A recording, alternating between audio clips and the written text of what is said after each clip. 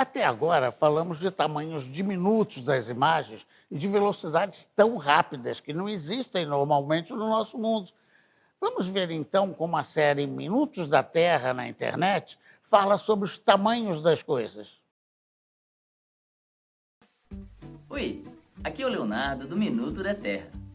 Hoje nós vamos revisitar 4 histórias sobre a ciência do tamanho. Por que as coisas grandes são grandes e as pequenas são pequenas? Afinal, para a Mãe Natureza, tamanho é documento. Primeiro, vamos descobrir qual é o maior organismo da Terra. Será mesmo que é a baleia azul? As baleias azuis são os maiores animais que já existiram na Terra. Elas podem pesar mais de 150 toneladas, ganhando até dos maiores dinossauros. Mas a baleia azul não é a maior coisa viva.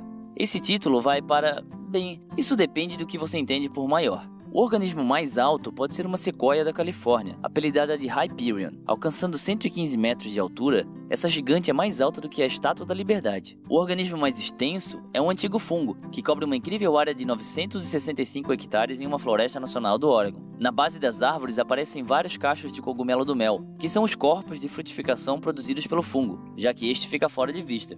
Imagine se macieiras crescessem sob a terra e apenas as maçãs fossem visíveis para nós. Isso é basicamente o que o fungo faz, exceto que ele espalha o seu micélio não só através do solo, mas também através das raízes e cascas das árvores na floresta, atacando-as e roubando seus nutrientes para continuar se espalhando. Entretanto, se estamos falando do organismo mais pesado já encontrado, esse prêmio vai para um panda gigante que vive em um planalto de Utah. Brincadeirinha. Ele vai para um único álamo chamado pando, que pesa mais de 6.000 toneladas, o mesmo que 40 baleias azuis. Acontece que, se você for até ele, na Floresta Nacional de Fish Lake, você não verá um tronco de árvore gigante, mas sim uma floresta com várias árvores de tamanho normal. É que, graças a testes genéticos, foi descoberto que toda essa floresta de álamos, cobrindo 43 hectares de terra, é, na verdade, uma única colônia clonal, que cresceu a partir de uma única semente há muito tempo.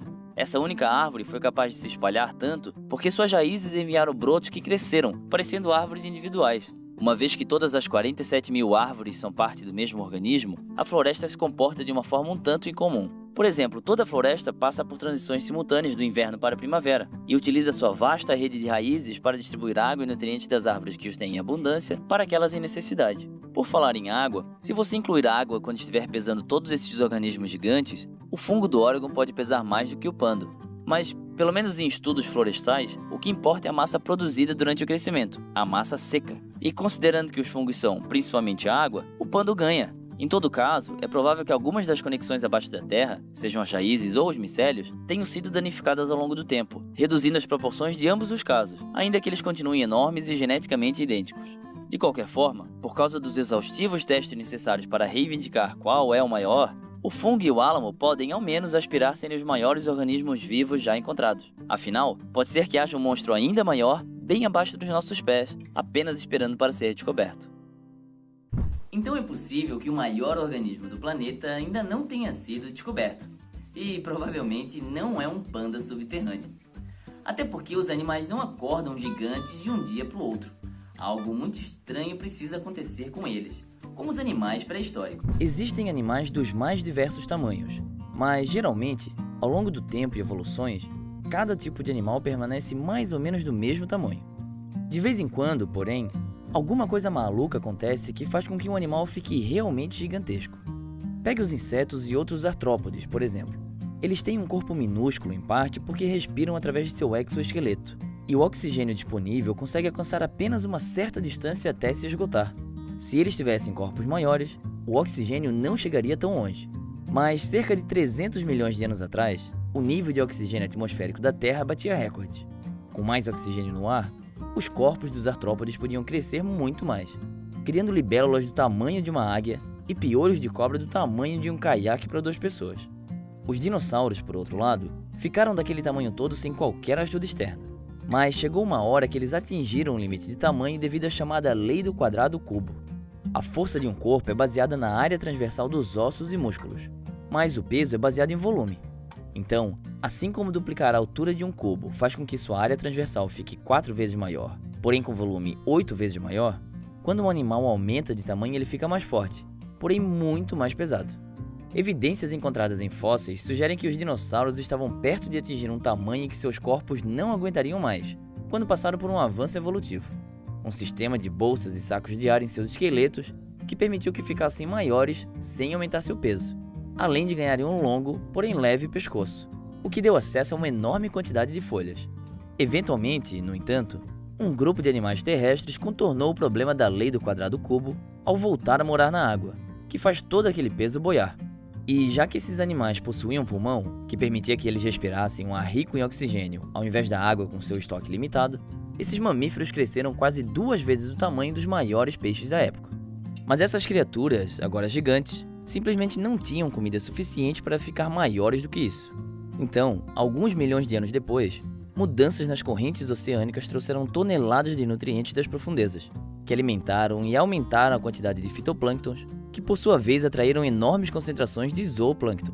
Com essa nova dieta baseada em calorias sem fim, pulmões cheios de oxigênio e um corpo suportado pela água, a baleia azul rapidamente triplicou em tamanho, e elas se tornaram não apenas gigantescas, como os maiores animais que já viveram no planeta Terra.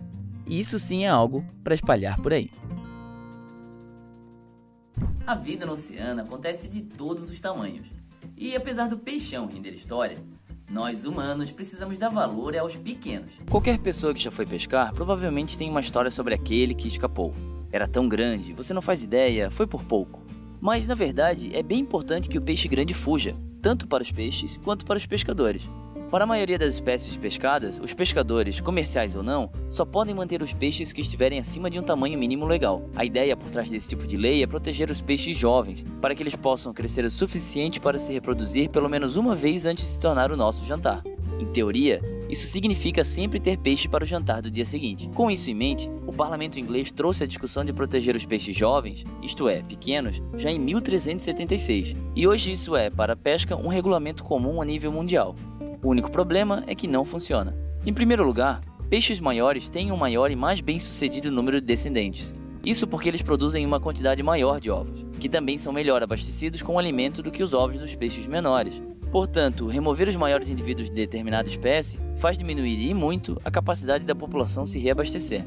Em segundo lugar, se só removermos os peixes maiores, peixes que são pequenos para sua idade e, portanto, menores quando se reproduzem, são mais propensos a viver tempo suficiente para fazer bebês. Ou seja, peixes com um gene de tamanho pequeno permanecerão na água, onde vão se reproduzir e transmitir esses mesmos genes para as novas gerações, tornando os genes de peixe grande cada vez mais raros.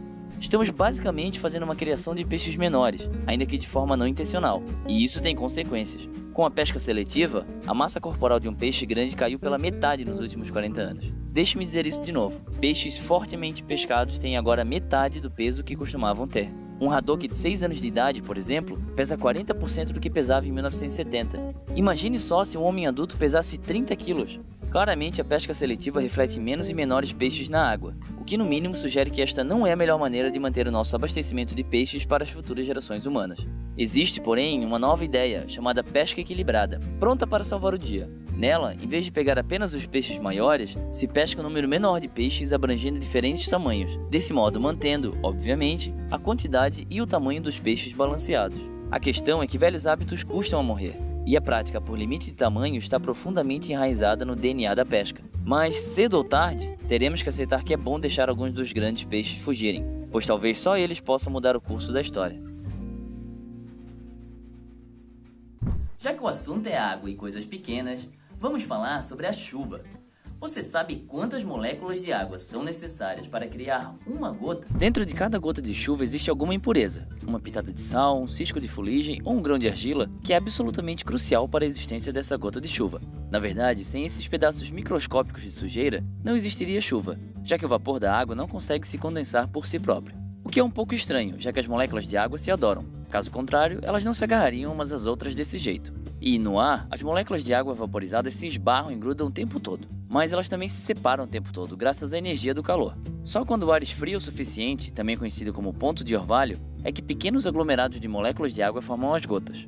Mas isso só acontece quando o aglomerado é grande o suficiente. Se for muito pequeno, a sua superfície é tão curvada que as moléculas do lado de fora não têm vizinhos o suficiente para se unir, o que as torna fáceis de quebrar essa corrente. Dessa maneira, o grupo como um todo tem mais chances de perder moléculas do que ganhar, mesmo abaixo do ponto de orvalho.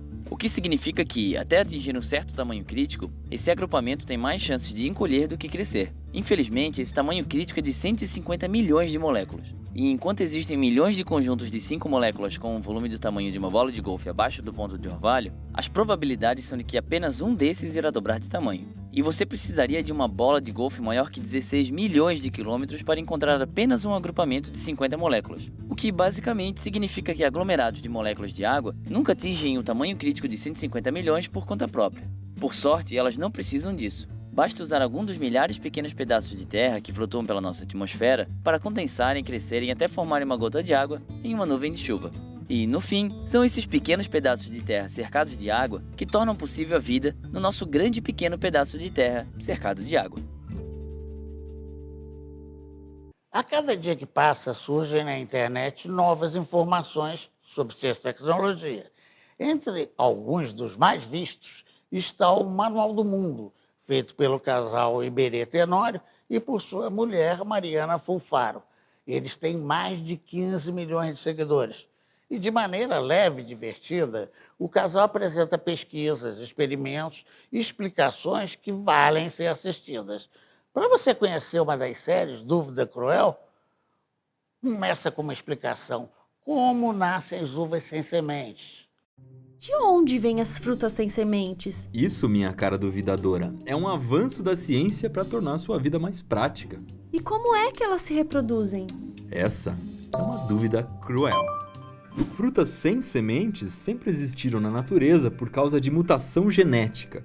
Quer dizer, alguma coisa sai diferente no DNA da uva ou da melancia e ela simplesmente nasce sem sementes. O trabalho dos cientistas é recriar em laboratório essa variedade, digamos assim, defeituosa, para gerar mudas que depois vão ser reproduzidas. Mas como que eles fazem isso? Antes, vamos relembrar como é que uma fruta nasce. Lembra daquela aula de biologia? Antes da fruta, existe a flor, e algumas flores, como a da uva, têm os dois órgãos sexuais dentro delas, o ovário feminino e os estames masculinos. Os estames liberam o pólen, que são grãos minúsculos que entram no ovário e fecundam os óvulos que estão lá dentro. Aí a planta começa a produzir um hormônio que se chama auxina, e é ele que faz o ovário crescer, até que a flor vai lentamente se transformando no fruto. Dentro do fruto ficam as sementes, que é onde está o embrião capaz de virar a futura planta. Mas onde entra a uva sem semente nessa história? Em certas videiras, que são as plantas que dão uvas, por causa de uma mutação genética, os estames não conseguem fecundar o óvulo, e sem essa união não existe semente. Esse é um fenômeno chamado de partenocarpia, e ele é recriado no laboratório com a castração das flores da uva. Ai! Isso mesmo, os estames são cortados para evitar a polinização e o ovário recebe hormônio sintético. Assim a fruta cresce do mesmo jeito, mas sem as sementes dentro dela. Vixe! Quer outra palavra difícil? Vamos lá. Estenoespermocarpia. Nossa, ai meu Deus! Esse é outro fenômeno natural que faz certas plantas, como a uva, produzirem frutos sem semente. Nesse caso, a polinização acontece normalmente e o ovário chega a gerar sementes de boa. Mas por alguma falha no DNA, elas não se desenvolvem. Ficam aqueles restinhos branquinhos de semente que você já deve ter visto nas uvas que você costuma comer. No laboratório, a estenoespermocarpia também é recriada. Acontece uma espécie de interrupção do desenvolvimento das sementes. E isso é feito em cada flor que vai virar uva? Daria um trabalhão, né? Mas os cientistas descobriram um jeito mais simples, que é criando clones. Depois que a videira mãe de uva sem sementes cresce, um galho é cortado e plantado outra vez. Aí ele dá origem a uma videira que vai ser igualzinha à original. Essa muda recebe hormônio para criar raízes, crescer saudável e produzir milhares de novas uvas saborosas e sem sementes. Hoje a gente vai mostrar como essa água aqui é tratada e chega até a sua torneira. Bora ver! A gente está aqui na beira da represa de Guarapiranga, na zona sul de São Paulo. Esse aqui é um dos pouquíssimos lugares da cidade em que a gente ainda consegue captar água razoavelmente limpa e que seja economicamente viável tratar a água. A gente consegue ver algumas garrafas PET boiando, algumas coisas que a gente não gostaria de ver na água que a gente vai beber, mas você vai ver que com bastante trabalho dá para transformar isso aqui em água limpa. Vocês não estão vendo, mas aqui nesse redemoinho tem um buraco por onde a água vai descer por gravidade até uma casa de máquinas, que vai levar por bombeamento a água até a estação de tratamento. Aqui a gente tem 6 bombas, cada bomba tem 4.000 HP e é capaz de levantar 3.300 litros de água por segundo. Não é à toa que o barulho aqui dentro é meio que insuportável. Essas máquinas que a gente está vendo aqui em cima não são as bombas, são só os motores, onde é bombeada a mesma água aqui embaixo, onde tem algumas turbinas. É aqui também que a água vai ver cloro pela primeira vez na vida. O cloro serve como um oxidante. O que significa isso? Tem alguns metais que podem ser solúveis na água. O íon de ferro 2, por exemplo, é solúvel na água, não dá para tirar da água. Só que quando ele reage com o cloro, ele perde um elétron e vira um íon de ferro 3, que é insolúvel na água. E aí a gente consegue tirar esse ferro mais para frente. E se for necessário, é colocado também carvão ativado em pó na água. Ele funciona como uma espécie de armadilha, porque tem poros que pegam as substâncias que causam cheiro e gosto na água. Depois de andar mais ou menos uns 6 km e vencer 50 metros de altitude, a água chega aqui nessa cachoeira na estação de tratamento. Aqui acontece mais uma etapa que chama coagulação. Existem algumas partículas negativas na água, algumas sujeirinhas que têm carga negativa, e por ter cargas iguais elas se repelem. A gente precisa anular essas cargas. E para isso a gente joga alguma substância que tem carga positiva. Nesse caso aqui, joga cerveja de trigo. Não, brincadeira, isso aqui é sulfato de alumínio. O sulfato de alumínio está sendo despejado por essa calha que você está vendo aqui, que vai ser misturado na água. A queda da água já ajuda a fazer essa mistura. Depois que a água recebeu o coagulante, ela vem aqui para esses tanques e recebe isso daqui, ó, o floculante. Ele trabalha como se fosse uma linha cheia de cola num tanque de areia. Ele faz com que toda a sujeira grude nele, para que ela desça e depois vá lá para o tanque de decantação. O floculante é responsável então por juntar a sujeira, para formar um grande flocão de sujeira. Aqui na floculação tem essa espuma meio esquisita, mas não precisa ficar com nojinho não. Não é a mesma espuma do rio Tietê. O que tem nela? É um pouco do coagulante que foi colocado lá atrás e um pouco de matéria orgânica da água, que é o resto de folha, coisinhas assim, que quando misturam lá naquela cachoeira, acabam juntando com algumas bolinhas de ar e aí aqui ela vai subir. Mas é lógico que isso aqui não vai para a sua água. Está numa estação de tratamento que é justamente para tirar isso da água. E esse aqui é o tanque de decantação. Aqui nesse tanque a gente já consegue ver o flocão formado. E ele é comprido assim porque ao longo dele o flocão vai descendo, ele vai indo lá para o chão. Aquelas estruturas ali na frente onde estão os passarinhos se chamam vertentes. Mary, o nome desse negócio não é vertente, o nome disso aqui é vertedouro. Para que serve? Serve para pegar só a água que está bem na superfície, que está por cima, porque a sujeira já está lá embaixo. Uma coisa legal é que aqui no final do tanque de decantação, como a maior parte da sujeira já foi para o fundo, a água está bem transparente. Vamos dar uma olhadinha de perto.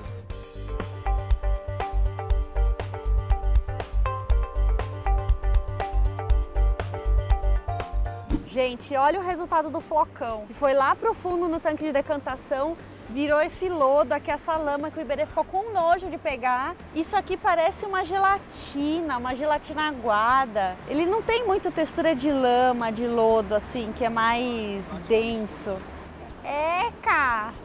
Agora é sacanagem o Iberê me mandar aqui pegar esse negócio, né? 95% da sujeira sólida da água já foi embora. Os outros 5% vão ser tirados aqui, nesse filtro. Esse filtro tem que ser limpo a cada 15 horas e aqui a gente consegue ver um pouquinho porque ele está vazio, está sendo limpado agora. Na primeira camada ele vai ter carvão, embaixo do carvão areia e embaixo de tudo isso bastante pedra para que o carvão e a areia não vão embora junto com a água.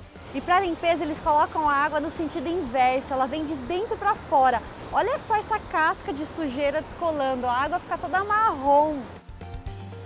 E depois que o filtro já foi limpo, a gente até consegue ver o fundo dele. Olha como a água ficou clarinha.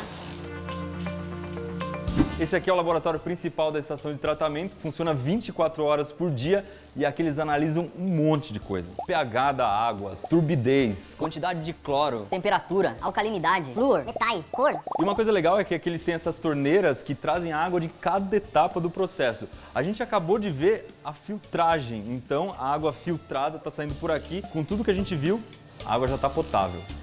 Vamos ver. essa daqui, né? Olha lá, mas não vai pegar água errada?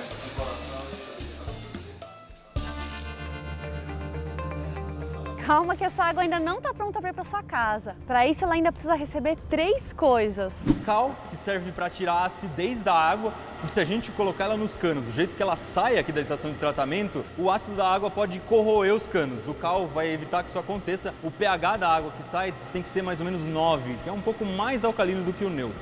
E a gente estava aqui dentro, um passarinho estava batendo na janela, a gente conseguiu pegar ele. Tá meio bravo, vamos soltar o bichinho.